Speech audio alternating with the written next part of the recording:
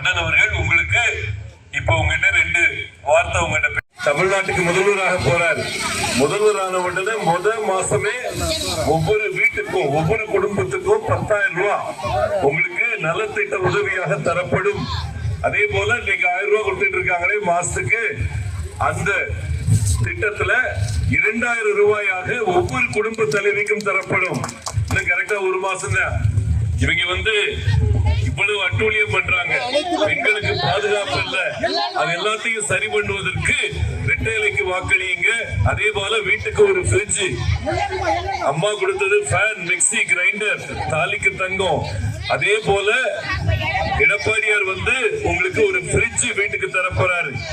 அதே போல உங்க பிள்ளைகளுக்கு மருத்துவ கல்லூரியில ஃப்ரீயா சீட் வாங்கி தர போறாரு. 10 விழுக்காடு உங்களுக்கு தரப்போறாரு. அதே போல பெண்களுக்கு மீண்டும் தாலிக்கு தங்கும் திட்டம் கொண்டு வரப்படும்.